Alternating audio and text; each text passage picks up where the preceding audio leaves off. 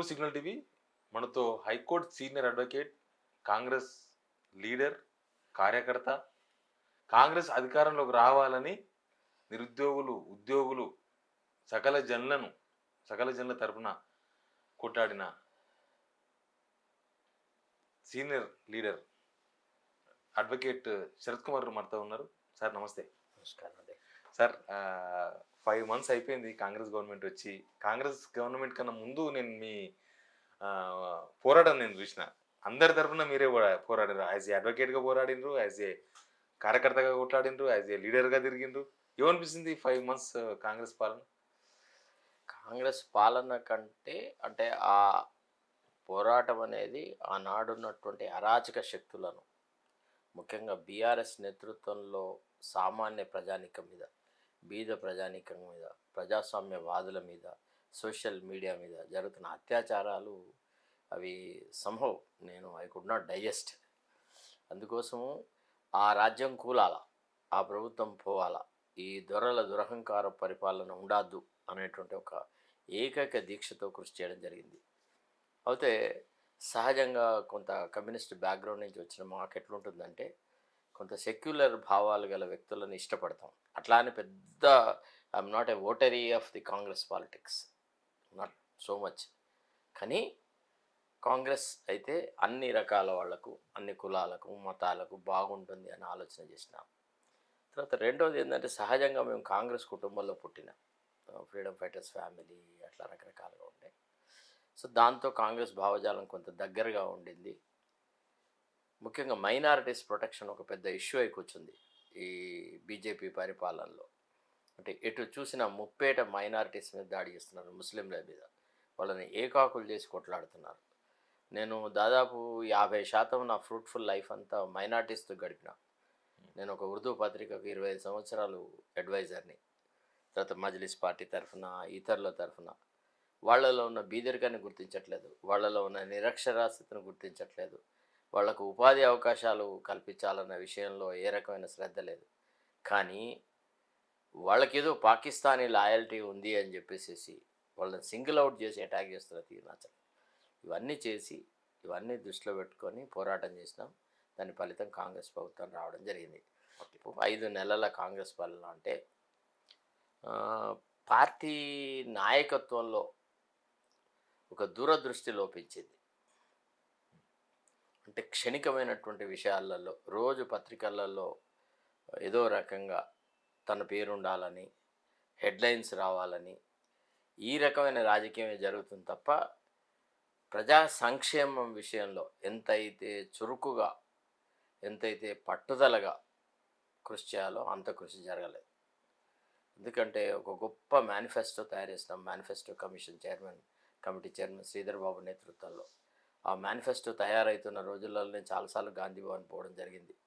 విభిన్న తరగతులకు సంబంధించిన వ్యక్తులతో, ఆర్టీసీ కార్మికులతో అయితేనేమి, ఇతరత్ర శ్రామిక వర్గాలతోని, తర్వాత సమాజంలో ఉన్నటువంటి పెక్కు వర్గాలతోని, అంటే ఎంప్లాయీస్తో కానీ, ఎంప్లాయీస్ లీడర్స్తో కానీ ఒక సుదీర్ఘమైనటువంటి చర్చ జరిగింది. జరిగిన తర్వాత ఒక నియమావళి తయారైంది.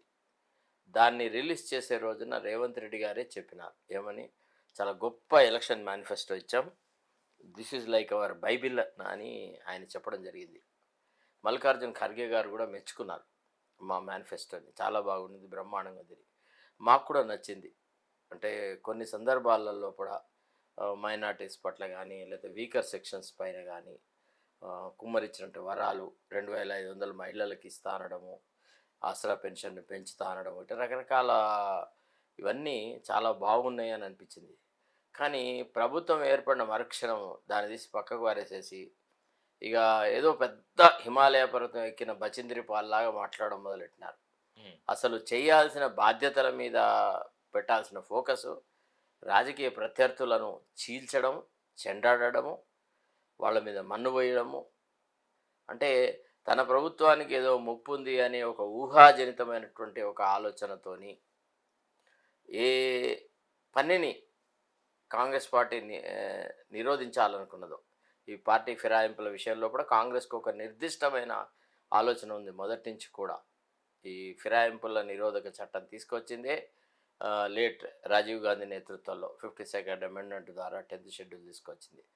దాన్ని ఇప్పుడు విడుదల చేసిన న్యాయపత్రంలో ఇంకా బలపరుస్తాము. ఒక వ్యక్తి పార్టీ మారంగానే ఆటోమేటిక్‌గా తన పేరెంట్ పార్టీ నుంచి వచ్చిన అన్ని పదవులు కోల్పోయేలాగా ఆటోమేటిక్‌గా ఒక అమెండ్మెంట్ తీసుకొస్తానని చెప్తున్న పార్టీకి సంబంధించిన ఒక ముఖ్యమంత్రి మార్నింగ్ బ్రేక్‌ఫాస్ట్‌కి ఒక ఇద్దరిని, లంచ్‌కో ఇద్దరిని, డిన్నర్‌కో ఇద్దరిని చేర్చుకోవడం. దట్టు ఎట్లాంటి వాళ్ళని చేర్చుకోవడం అంటే క్యారెక్టర్‌లెస్ ఫెలోస్‌ని తెచ్చుకోవడం. హ్మ్. ఎవరైతే కాంగ్రెస్ యొక్క ఉనికిని, మనుగడను, కాంగ్రెస్ యొక్క రాజకీయాలను పూర్తిగా వ్యతిరేకించినారో, కేసీఆర్ పక్కన నిలబడి కాంగ్రెస్ పార్టీ కార్యకర్తల మీద, కాంగ్రెస్ పార్టీ నాయకుల మీద రాళ్ళు విసిరారో, నానా యాగి చేసినారో, అట్లాంటి వాళ్ళను పార్టీలో చేర్చుకోవడం నాకు నచ్చలేదు. దాని ప్రభావం ఈనాడు ఎలక్షన్స్‌లలో కొంత నిర్లిప్తత కనబడుతుంది. రేవంత్ కార్యకర్తలకి ప్రభుత్వానికి గ్యారంటీ ఉంది అనుకుంటున్నారు మీరు? అన్నారుగా మీరు. రేవంత్ అంటే ప్రభుత్వం అది పోతది. ఆయన డిసైడ్ చేసుకుంటారు. కూలగొట్టాలని చూస్తున్నారు బీజేపీ, ఏ అంత టీఆర్ఎస్ కలిసి. బోగస్, అంత బోగస్. ఆయన తన ఇచ్చ తాను భస్మాసుర హస్తాన్ని ఎత్తి పెట్టుకుంటే తప్ప, ఆయన మాట్లాడుతున్న మాటలలో ఎక్కడ కూడా కొంత విచక్షణ లేకుండా మాట్లాడుతున్నాడు. విజ్ఞత లేకుండా మాట్లాడుతున్నాడు. హ్మ్. ఏదో ఒక అయిపోయింది, ప్రభుత్వం కూలిపోతుంది అనేటువంటి భావన ప్రజల్లో కల్పించడానికి ట్రై చేస్తున్నాడు. మహబూబ్‌నగర్ సభలో మాట్లాడుతుంటూ ఒక బీద రైతు కుటుంబంలో పుట్టిన నాకు, నేను ముఖ్యమంత్రి అయితే ఎందుకు అంతమందికి ఏడుపు అది ఇది అని అన్నాడు. అవును. పేద బిడ్డను ఆ, పేద రైతు బిడ్డ సీఎంగా ఉండొద్దా అన్నారు. అని అన్నారు. అదొకటి. తర్వాత రెండోది, నా తర్వాత అంటే అర్హత గల వ్యక్తి కోమటిరెడ్డి వెంకటరెడ్డి అన్నాడు. ఇట్లా రకరకాల మోస్ట్ కాంట్రవర్షియల్ స్టేట్మెంట్స్ చేస్తూ ఒక రకంగా ఓ పక్క వాళ్ళేమో ప్రభుత్వం ఉండదు, స్లెండర్ మెజార్టీతో వచ్చింది, నలుగురు ఐదుగురు ఎంపీలు అటు ఇటు అయితే చాలు ఈ ఎమ్మెల్యేలు. ప్రభుత్వం హ్మ్. కూలిపోతుందని చెప్తున్న దశలో ఈయన ముఖ్యమంత్రి తదనంతరము తన తర్వాత వెంకటరెడ్డికి అర్హత ఉంది అని చెప్పడం ఒక రకంగా అది అహంకారపూరితమైంది, అనాలోచితమైంది. అంటే భవిష్యత్తులో కూడా దళితులకు ఏ అవకాశాలు రావు అని చెప్పకనే చెప్పినట్టు అయింది. ఒక డిప్యూటీ చీఫ్ మినిస్టర్ దళిత వర్గానికి చెందిన వ్యక్తి ఉన్నప్పుడు ఆయనకు ఎంబరాస్మెంటే. ఈవెన్ వెంకటరెడ్డి బట్టి గారికి కూడా, విక్రమార్క.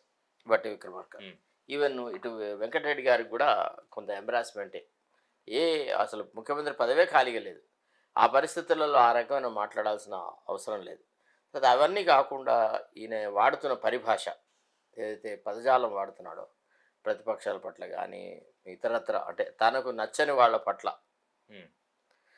ఈ ఓపెనింగ్ ది గటర్ అంటే ఒక మురుగు నీళ్ళ ప్రవాహాన్ని తోలినట్టుగా ఆయన భాష ఉంటుంది. అంటే అంతకుముందు కేసీఆర్ అట్లా మాట్లాడిండు కదా! కాబట్టి మరి ఇట్లా మాట్లాడితే తప్పే ఉందంటున్నారు.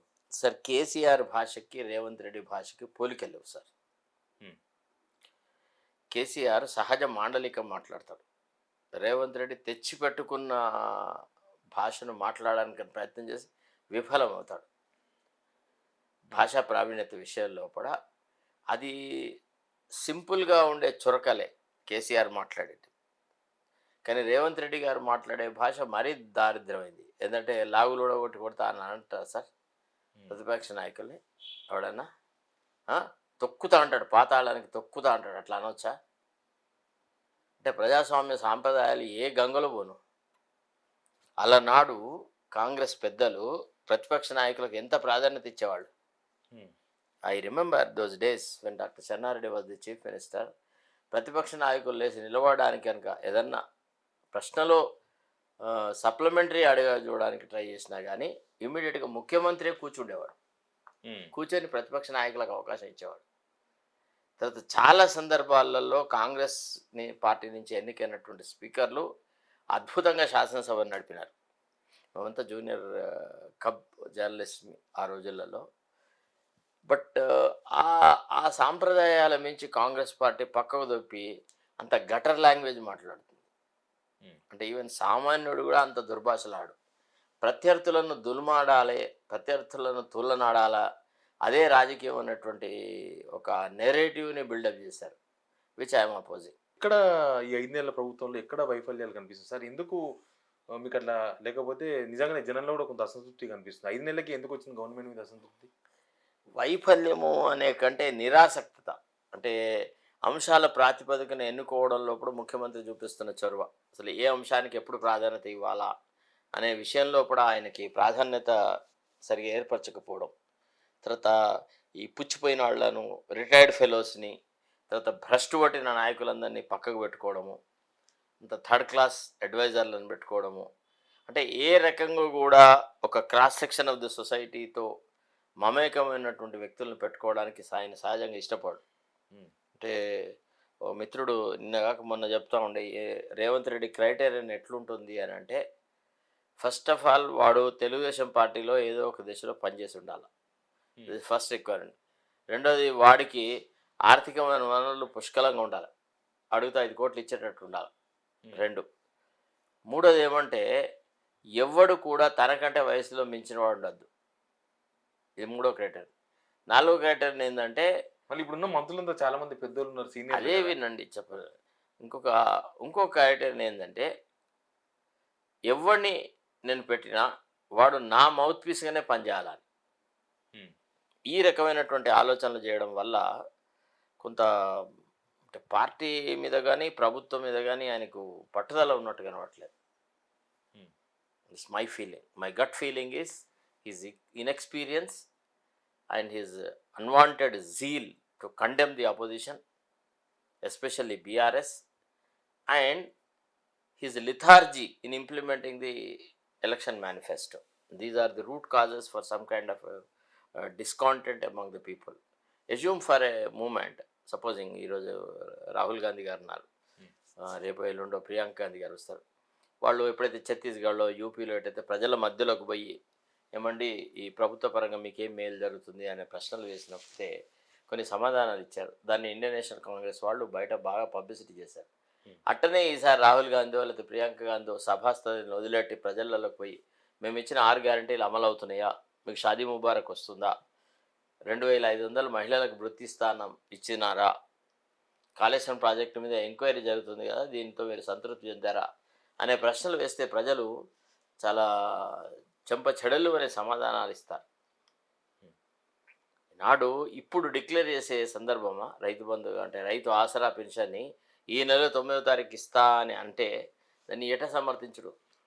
రైతు భరోసా రైతు మిగిలిన భరోసా. వాళ్ళకి 4 లక్షల మంది మిగిలింటే వాళ్ళకి ఇస్తామంటున్నారు. అదే కదా రైతు భరోసా. ఆ రైతు భరోసా అనేది అమలు చేయడంలో కూడా ఒక విజ్ఞత ప్రదర్శించలేకపోయినాడు. శాసనసభ వేదిక మీదనే చెప్పేది ఉండే. ఎప్పుడైతే బడ్జెట్ మీద వైట్ పేపర్స్ రిలీజ్ చేశాడో రైతు బంధుకు అంటే రైతు భరోసాకి ఎన్ని నిధులు అవసరమో అనే సంగతి అప్పటికి తేలి ఉంటుంది. ఆర్థిక మంత్రి, ముఖ్యమంత్రి వీళ్ళందరూ ఉన్నప్పుడు సమీప భవిష్యత్తులో రైతు భరోసా అమలు చేసే అవకాశం లేదు. మొత్తంగా టోటల్గా ఒక 5 ఎకరాల వాళ్ళకి లేకపోతే 6 ఎకరాల వాళ్ళకి ఎంతో కొంత ఒక సీలింగ్ పెట్టేసేసి వాళ్ళకి మాత్రం ముందు ఇస్తానని చెప్పి శాసనసభ వేదిక ద్వారా చెప్పి అంతమందికి ఇచ్చి మిగతా వాళ్ళకి ఎన్నికల తర్వాత ఇస్తా అంటే బాగుండేది. కానీ రాజకీయ ప్రత్యర్థులను దెబ్బతీసే ఉద్దేశంతో సంక్షేమ కార్యక్రమం అమలు పరచాలన్నటువంటి ఒక దుగ్ధలో భాగంగా నిన్న సడన్గా నేను 9వ తారీఖు లోపల సిగ్నేచర్ పెడతా, వాడు ముక్కు నెలకు రాయాలి, వీడు ముక్కు నెలకు రాయాలి, వాడి గొంతు కోసుకోవాలి, వీడి గొంతు కోసుకోవాలని మాట్లాడుతున్నాడు. ఇది చాలా అనాలోచితమైనటువంటి వ్యాఖ్యలు. దీన్ని ప్రజలు హర్షించట్లేదు. సరే, వేరే పార్టీకి వెళ్ళి జైనింగ్స్నే తీవ్రంగా వ్యతిరేకిస్తున్నారు. కేసీఆర్ అప్పుడు జైన్ చేసుకున్నాడు కాబట్టి మేము జైన్ చేసుకుంటామని ఒక సమాధానం చెప్తున్నారు.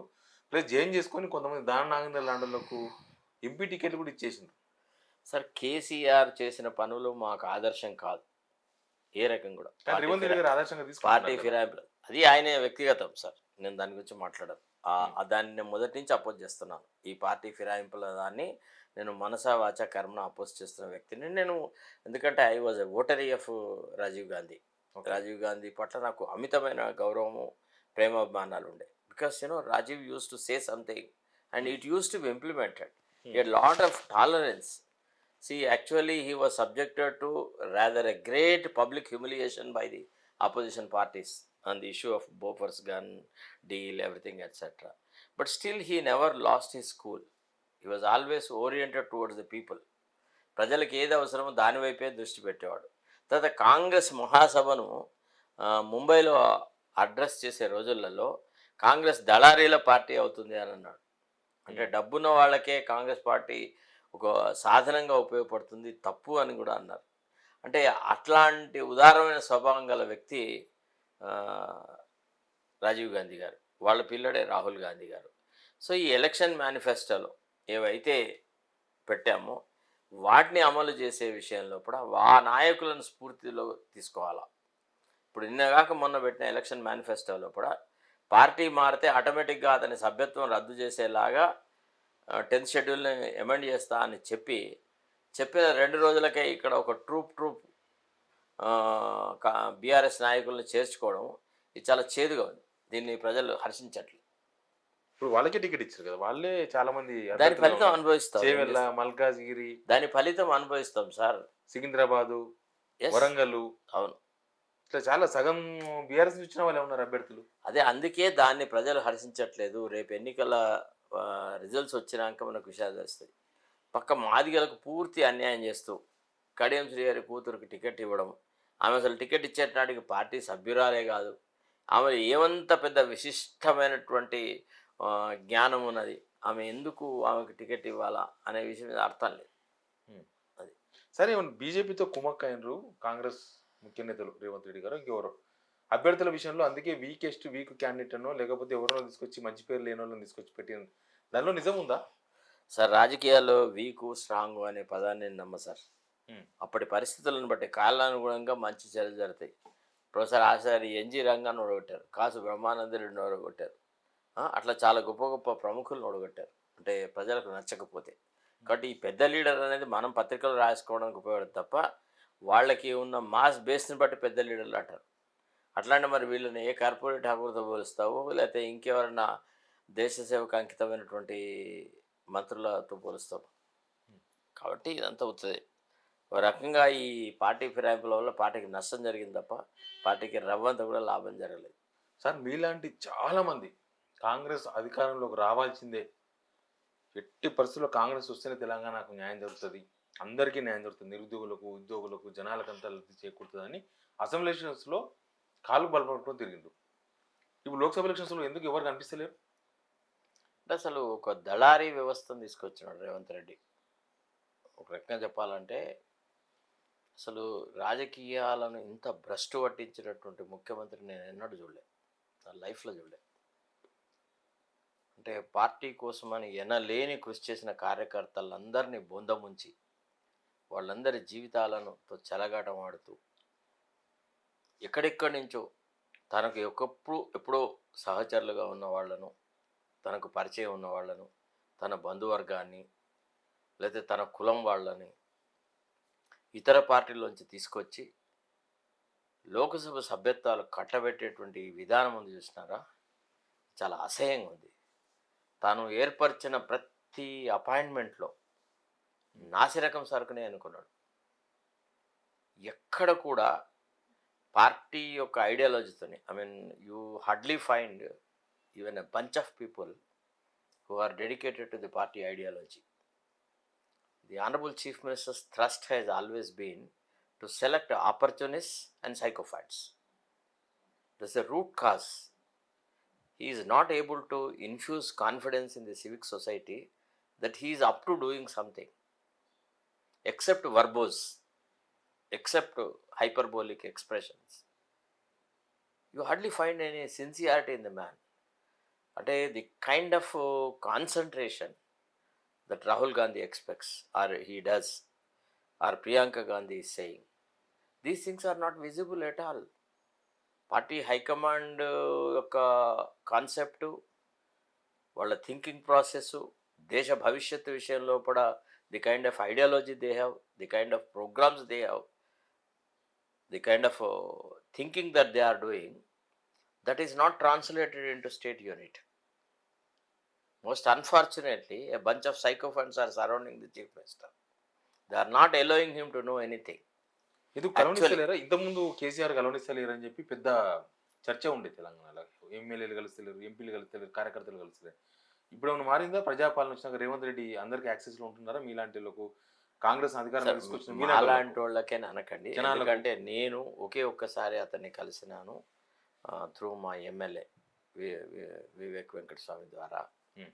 ఆ రోజే నేను కలిసినప్పుడు జియోఎంఎస్ నెంబర్ 46 వాళ్ళ విషయంలో కొంత ఏదో చెప్పడానికి ట్రై చేస్తానని చెప్పినాను. కానీ ఆయన వినేటప్పుడు ఆయన ధోరణి, ఆయన బాడీ లాంగ్వేజ్ కనుక మరి గమనిస్తే, మీరు కానీ ఎవరు కానీ ఎంత విజ్ఞులు కానీ పోని రేవంత్ దగ్గరికి పోయి ఏదైనా విషయం చెప్పినప్పుడు నువ్వారా నాకు చెప్పేది అనే యాంగిల్లో ఉంటుంది ఆయన ఫేస్. ఇంకా నువ్వు ఎప్పుడు వెళ్ళిపోతావు, ఇదంతా మాకు తెలియదా, నువ్వు చెప్తేనే మాకు తెలుస్తుందా అనే ఆ ఏవగింపుతో మాట్లాడతాడు. హ్మ్. అంటే నీకు అయ్యో మా ముఖ్యమంత్రి, మా ప్రజలు మేమన్నా ఇంతగా కొట్లాడాం, ఈ వర్గానికి అన్యాయం జరుగుతుంది, ఇది ముఖ్యమంత్రి దృష్టికి తీసుకొస్తే న్యాయం జరుగుతుంది అనేటువంటి ఒక ఆశ లేకుండా చేసేస్తాడు. నేను జియోఎంఎస్ నెంబర్ 46 వాళ్ళ విషయంలో కూడా చాలా క్షుణ్ణంగా అన్ని విషయాలు ఎక్స్ప్లెయిన్ చేసిన. మీరు నమ్మరు, తుడుపు లాగా సరే నేను అంత చర్చించి చేస్తా అని ఒక మాట అన్నాడు. అన్న నెక్స్ట్ డే నుంచి ప్రతిదీ విరుద్ధంగానే చేస్తూ వచ్చినాడు. హ్మ్. అంటే గ్రామీణ ప్రాంతాల్లోంచి వచ్చినటువంటి యువకులకి జిఓఎంఎస్ నెంబర్ 46 అనేది ఆశానిపాతమైంది. దాన్ని ఏమాత్రం కూడా శ్రద్ధ వహించలేదు. ధరణి రాష్ట్రంలో ఒక కారు చిచ్చు పెట్టింది. ముఖ్యంగా పేద రైతాంగం జీవితాలలో ఒక ఒక రకమైన అశాంతిని తీసుకువచ్చింది. ఎంత అరచి గోల చేసినాం కదా. ఈనాడు కాంగ్రెస్ పార్టీ అధికారంలోకి రావడానికి కారణం ఏంది? ధరణి ఆగడాలు, నిరుద్యోగ యువతకి అవకాశాలు, ఉపాధ్యాయ అవకాశాలు లేకపోవడము, ఇట్లాంటివి కదా. ప్రజాస్వామ్యవాదులను చెరబట్టడం కదా. ఏ అంశాల మీద శ్రద్ధ లేదు సార్. ఎంతసేపు ఆ పార్టీని చీల్చాలి, ఆ పార్టీ వాళ్ళని కొందరిని చేర్చుకోవాలి, ఈ పార్టీని చీల్చాలి, వీళ్ళని కొందరు చేర్చుకోవాలి, దీని మీద శ్రద్ధ పట్టినాడు. ఎందుకు సార్ 30,000 ఉద్యోగాలు భర్తీ చేసినాం 5 నెలల్లోనే. 4 నెలలు కాదు, నెల రోజుల్లోనే, వచ్చిన కొన్ని రోజుల్లోనే మహిళలకు ఫ్రీ బస్ ఇచ్చినాం, 6 గ్యారెంటీలు అమలు చేసినాం అంటున్నారు.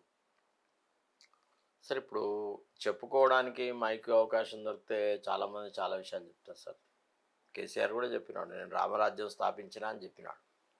దాని ఫలితం ప్రజలకు అందలేదు కాబట్టి తీసి చెత్తబుట్లో దాఖలు చేసినారు. ఇది అంతే.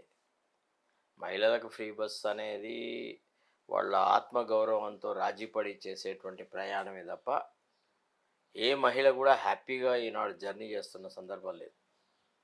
విన్నారా? అంటే నేను ఇవన్నీ ఇంత మిరకిల్స్ ఈ 5 నెలల్లో జరుగుతాయా, జరగగలవా అని నేను అనట్లేదు. కావాల్సింది చిత్తశుద్ధి. చెయ్యలేని విషయం చెప్పడం కాంగ్రెస్ కల్చర్ కాదు. కాంగ్రెస్ ఏదైనా చెప్తే ఖచ్చితంగా అమలు చేస్తుంది. సో ఎక్కడన్నా సాధక బాధకాలు ఉంటే కాంగ్రెస్ ముఖ్యమంత్రులు ఎప్పుడు కూడా ప్రజలతో చర్చించేవాడు, ప్రజా సంఘాలతో మాట్లాడేవాడు, ప్రతిపక్ష నాయకులతో మాట్లాడేవాడు, విషయాల మీద ఏదైనా అవగాహన ఏర్పరచుకునేవాడు. ఏడసారి ఇక్కడ ప్రతిపక్షాలు ఎవరితో మాట్లాడాడు? చాలా గొప్ప విజ్ఞతతో ప్రతిపక్ష నాయకుడు శాసనసభకు రావాలి, మాకు సలహాలు ఇవ్వాలి, అది ఇది అని అన్న తెల్లారి తొక్కుతా, నారదీస్తా, తాట తీరుస్తా, లాగులోడ వ్యక్త, పేగులు మెళ్ళగట్టుకుంటా. ఈ భాష ఇది ఏ రకంగా అంటే ప్రజాస్వామ్యంలో ఒక చర్చకి దారితీస్తుంది చెప్పండి. నిజంగా సార్, కాంగ్రెస్ కార్యకర్తలు, అసలైన కార్యకర్తలు 10 సంవత్సరాలు కాంగ్రెస్ పార్టీ జెండా మోసి పోలీస్ స్టేషన్లకు పోయి, జైళ్ళకు పోయి దెబ్బలు తిన్న వాళ్ళు, వాళ్ళెవరు ఎందుకు కనిపిస్తలేరు? ఏమైపోయినారు వాళ్ళందరూ? వాళ్ళకి ఛాన్సే లేదు సార్. ఇప్పుడు అవకాశం లేదు. ఇక్కడి నుంచి అక్కడి వరకు కింది స్థాయి ఎమ్మెల్యే దగ్గర నుంచి మొదలెడితే రాష్ట్ర ముఖ్యమంత్రి వరకు చేర్చుకోవడము అనేది నిత్య సేవ అయింది. ఇప్పుడు ఎక్కడ ఎమ్మెల్యే ఎన్నికల ప్రచారం మొదలెట్టినా అక్కడ ముందడ ఫస్ట్ విన్నారా, జనగణమన ఉండదు. అక్కడ ముందు చేర్పులే ఉంటాయి. 100-200 కండువాలు తేవాలి. ప్రతి ఎమ్మెల్యే సంతృప్తికి కొంతమందిని చేర్చుకోవాలి, వాళ్ళ మెళ్ళల్లో కూడా కండువాలు వేయాలి. వేసినోడికే 10 సార్లు వేస్తున్నారు సార్. అంత దుస్థితికి వచ్చిందనమాట. అసలు అట్లా చేరుస్తా అని వచ్చిన వాళ్ళు ఏ రకంగా పార్టీలో ఇమడగలరు, వాళ్ళకి మనం ఏం న్యాయం చేస్తామని ఆలోచన చేయాలి కదా. చేయకుండా వాడిని పార్టీలో చేర్చుకొని వాడికి ఏం చేయకపోతే వాడు మన పార్టీలోనే ఒక అసంతృప్తివాది కాడా? కానీ మొన్న ఒక ఛానల్కు సీఎం రేవంత్ రెడ్డి గారు ఇంటర్వ్యూ ఇచ్చిండ్రు. మా క్యాడర్ అంతా సంతృప్తిగా ఉంది, మా ఎమ్మెల్యేలంతా ప్రజలకు అందుబాటులో ఉన్నారు, మేము చెప్పినవి చేసేసినాము, అంతా stabilised. The less said the better about these channels. ఈ ఛానల్స్ అన్నీ మార్ట్గేజ్డ్ అన్నారా. ఏ ఛానల్లో కూడా మీకు నిష్పక్షపాతంగా నిజాయితీతో ప్రశ్నలు వేయడం కానీ ఆయన సమాధానాలు ఇవ్వడం కానీ ఇది లేదు సార్. ఇవన్నీ స్టేజ్ మేనేజర్ ఇంటర్వ్యూస్. Hmm. ఇప్పుడు హోప్లెస్ యాంకర్స్ ఉన్నారా, they are more concern and they are more interested in pleasing the honourable chief minister rather then asking questions on behalf of the people. Hmm. ఇప్పుడు what Modi is doing, it's being done here also.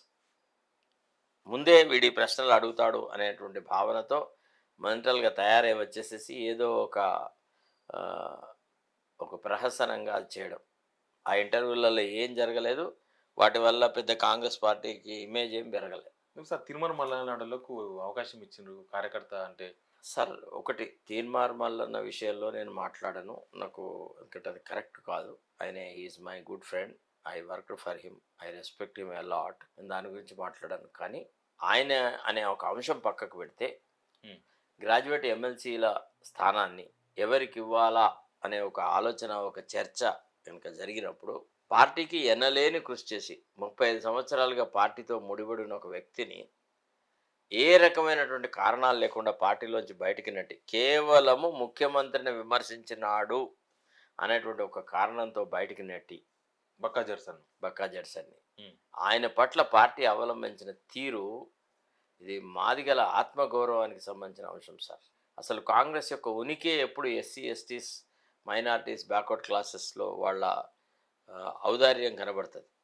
ఎంతమందిని పైకి తీసుకువచ్చిన party Congress party. అట్లాంటి పార్టీలో ఒక దళితుడిని ఒక సిస్టమేటిక్గా victimise చేసి బయటికి నెట్టారు. సో నేను కాంగ్రెస్ పార్టీ కార్యకర్తనా, కాంగ్రెస్ పార్టీ భావజాలం గల వ్యక్తిని ఇష్టపడతానా అంటే నేను కాంగ్రెస్ భావజాలంతో అతను ఏ పార్టీలో ఉన్నా ఇష్టపడతా. Hmm. ఏదో కండువా కప్పుకొని పార్టీ మారి వచ్చి పార్టీలో చేరినంత మాత్రంలో ఇతను కాంగ్రెస్ నాయకుడు అని నేను గుర్తించాను సార్.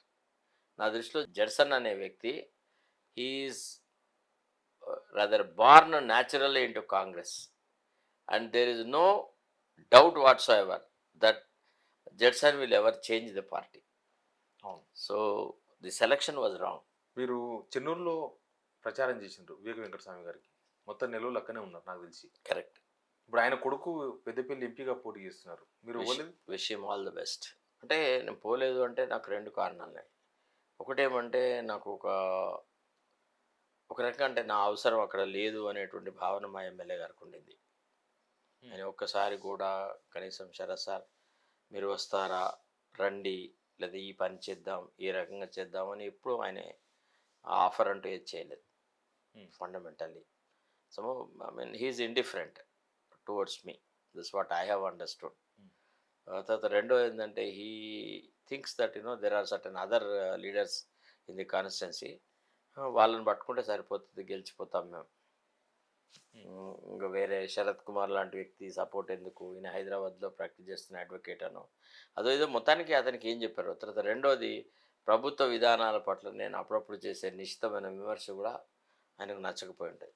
అంటే ఈయన కాంగ్రెస్కు వ్యతిరేకి అనో మరి కాంగ్రెస్ భావజాలాన్ని ఇష్టపడని వ్యక్తిగానో మొత్తానికి ఆయన మైండ్లో ఉందేమో అని నాకు అనుమానం. రెండోది ఎవరైతే నాతో కొంత క్లోజ్గా ఉన్నారో వాళ్ళని చెరబట్టడం. అంటే ఇప్పుడు ఎమ్మెల్యే చుట్టూ తిరుగుతున్న వాళ్ళంతా ఇటీవలే కాంగ్రెస్ చేరిన వాళ్ళు. అసలు ఈ ఈ ఓడిపోయిన గుర్రాలు ఏవి లేకముందు, ఈ కింద పడ్డ పత్తాలు ఎవరు లేకముందు ఎమ్మెల్యే గారికి ఒక గొప్ప మెజారిటీ ఇవ్వడం జరిగింది, 39,000 అండ్ ఆడ్. అట్లాంటి కార్యకర్తలను కాదని ఈ చోటమోట నాయకులను, ఇసుక దొంగలను, మాఫియాలను వాళ్ళని వీళ్ళని చేర్పించుకోవడం, ఇదంతా నాకు రుచించలేదు. నేను పార్టీని విమర్శించినాననే భావన ఆయనకుంది. అంటే నాతో గనక క్లోజ్గా ఉంటే రేవంత్ రెడ్డి గారికి నచ్చుతుందో నచ్చదో, ఆయన రేపటి రాజకీయ భవిష్యత్తుకి ఏదైనా ముప్పు వస్తుందనో సమస్య వస్తుందా అనేటువంటి భావనలో ఉన్నాడేమో నాకు అనిపించింది.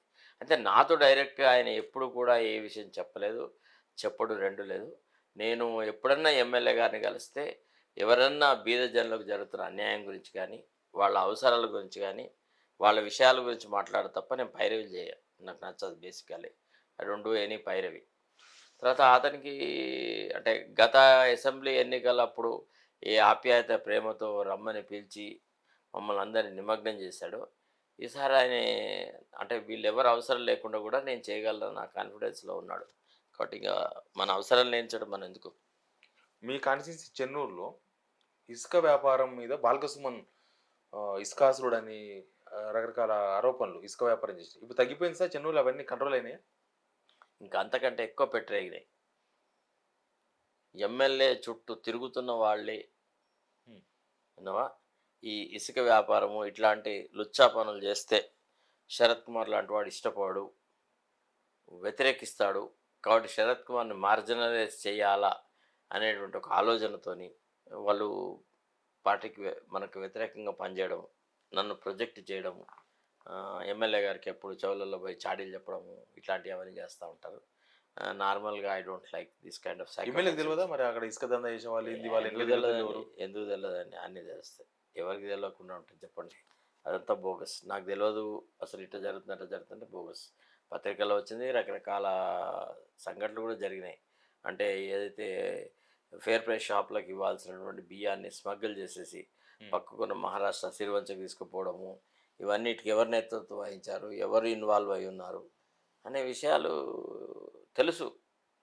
ఇప్పుడు తెలిసినా మరి ఆయన ఆలోచన ఏ సరళిలో ఉందో నాకు తెలియదు. I'm not opposing RMLA, rather he is indifferent to me. I'm also similarly situated. ఎందుకంటే నాకు అంత పెద్దగా ఇండిఫరెంట్గా ఉన్న వ్యక్తిని పోయి కదిలిచ్చి పలకరించి మాట్లాడాల్సిన అవసరం నాకేం లేదు. ప్లస్ నేను ఆయన నుంచి కానీ ఎవరి నుంచి కానీ ఏది ఆశించట్లేదు కాబట్టి ఐ డోంట్ కేర్. ఇప్పుడు నేను పోకుండా నడిచిపోతుంది.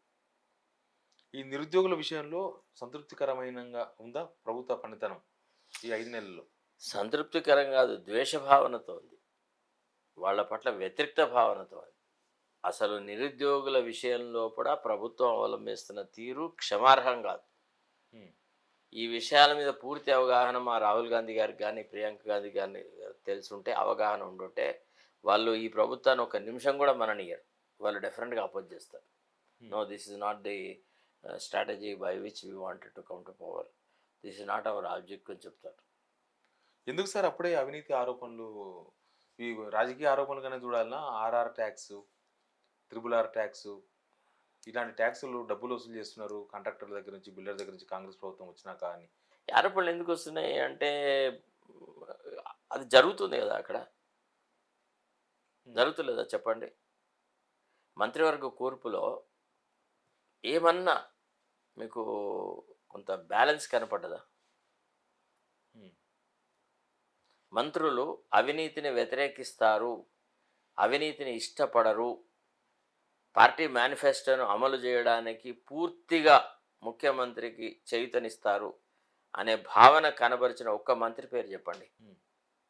ఇవాళ దుస్థితి ఏంటంటే, ఖమ్మం రాజకీయాలలో నేను తలదూర్చా అని ముఖ్యమంత్రి డిక్లేర్ చేసినాడంటే ఇంక అంతకంటే అధ్వానమైంది ఏమిటి?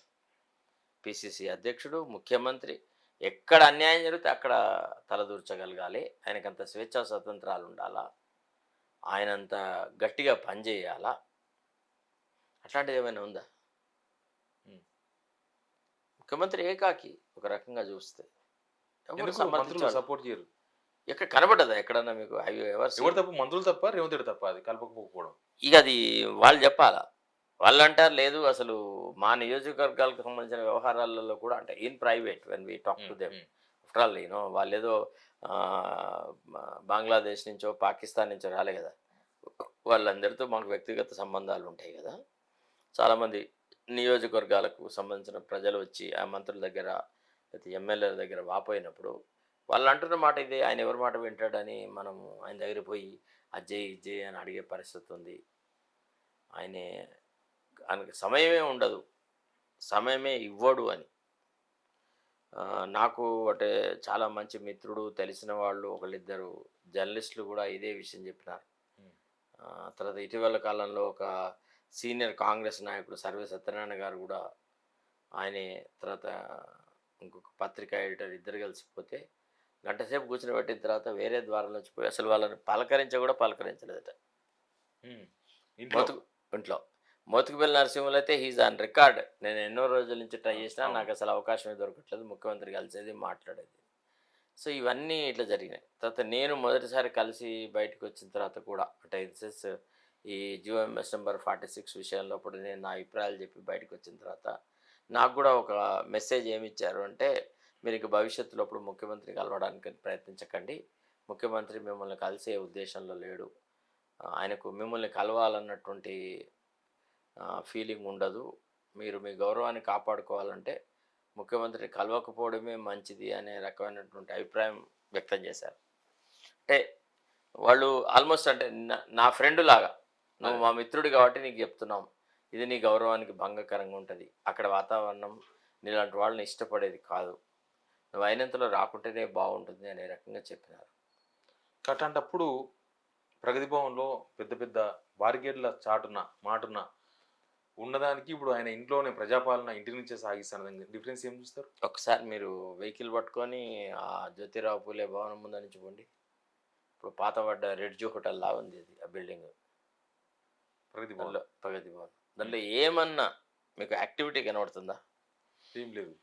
ఏమన్నా నాడు కనీసం 4 పోలీస్ కానిస్టేబుల్ ఉండేనా కానీ హల్చల్ చేస్తుంటాయి. అరే అబ్బో ఇది ముఖ్యమంత్రి రెసిడెన్స్ రా అనే ఫీలింగ్ ఉండేది. ఇవాళ ఒక ఊర కుక్క కూడా దాని ముందర పడుకోవట్లేదు. ఉమ్. అంటే ఆ వ్యవస్థను నిర్వీర్యం చేయడంలో వీళ్ళు సఫలీకృతమైనారు. అంటే అన్ని వేల కోట్లు పెట్టి ఈ బిల్డింగ్ కట్టినాడు, దీన్ని హాస్పిటల్ చేస్తాము, దీన్ని పెద్ద లైబ్రరీ చేస్తాము, అది ఇదని పెద్ద పెద్ద మాటలు మాట్లాడి తీరా ఇక్కడికి వస్తే 2 మంత్రులకు, దట్టు దళిత మంత్రులకి నివాసయోగ్యంగా అది ఉపయోగపడుతుంది. అవును.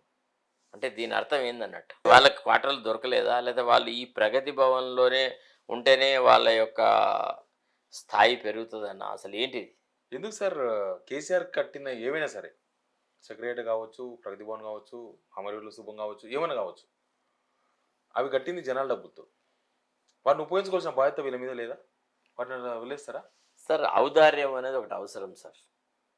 ఇప్పుడు మొన్న ఇటీవల అంబేద్కర్ గారి జయంతి సందర్భంగా అంత పెద్ద అంబేద్కర్ విగ్రహానికి పూలమాల వేసే అంత ఔదార్యము, అంత పెద్ద సౌశీలత, అంత పెద్ద విశాలమైన హృదయం ముఖ్యమంత్రికి కొరబడింది.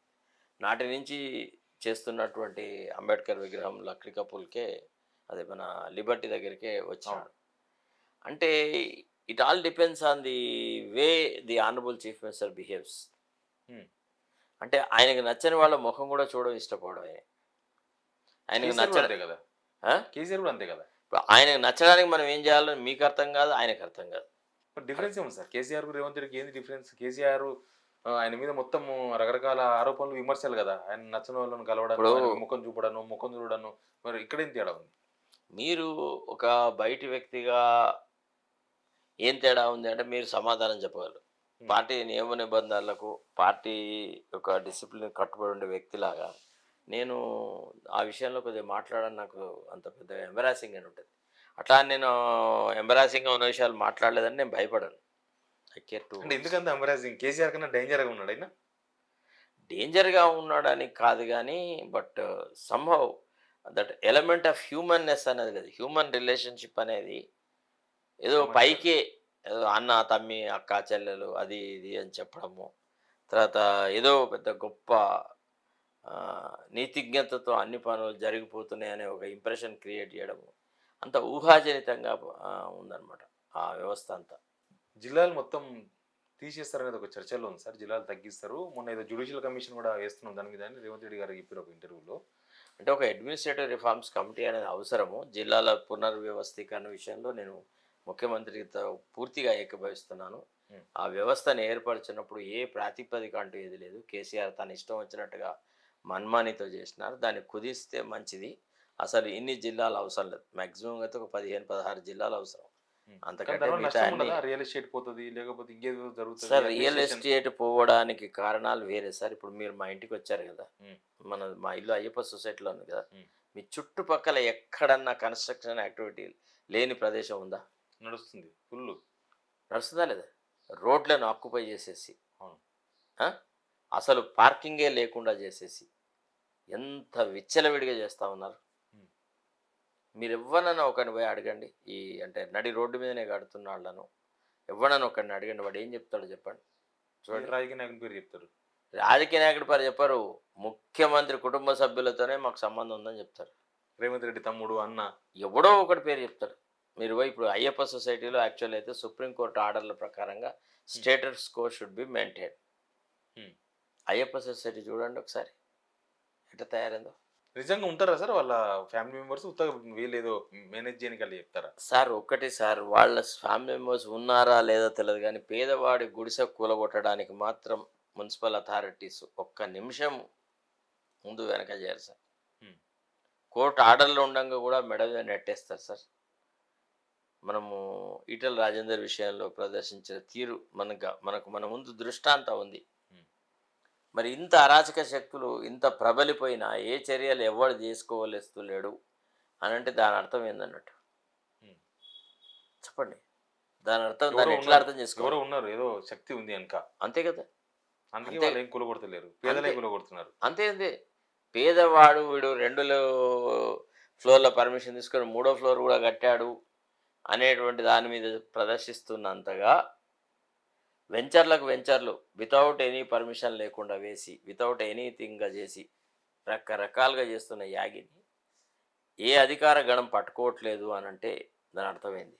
చెప్పండి. ఎవరో దాని ఉన్నారు అర్థం వాళ్ళ ఎనక. అంతే కదా.